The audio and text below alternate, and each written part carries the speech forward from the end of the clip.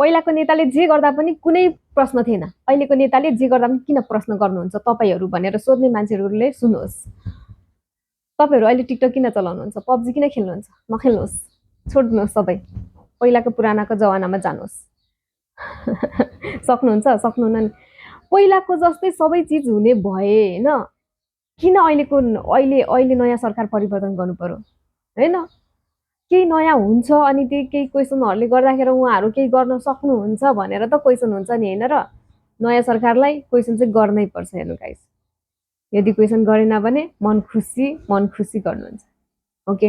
अस्तिको पुरानो सरकारलाई क्वेसन नगरेर नै देश बेचे, नत्र भने यो सुन्नुहोस् त, कालापानीको भूभाग भारतको हो, भारतलाई दिनुपर्छ, लिजमा दिन सकिन्छ। त्यहाँ हामीले बाटो पनि बनाउने हाम्रो क्षमता छैन, हाम्रो सरकार त्यहाँ पुग्न पनि सकेको छैन, तर लिजमा दिउँ भनेको त बेचिदिउँ कन्ट्री भनेको त होइन नि। यसलाई 5 वर्षको लागि 10 वर्षको लागि अनि अरू कुराहरू त्यहाँको सेक्युरिटीहरूको लागि, त्यहाँ हामीहरूको बिजनेस सेक्युरिटीको पनि कुराहरूमा हामीले कुराकानी गर्न सक्छौँ। एउटा उपाय खोजेको मात्रै हो, त्यही हुनुपर्छ भन्ने पनि छैन।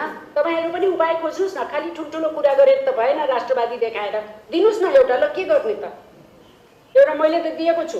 अहिलेको सरकारलाई पनि क्वेसन नगरिकन चुपचाप बस्यो भने हामी अर्कै देशमा पुगिसकेको हुन्छौँ नि फेरि उड्दाखेरि, विचार छ कि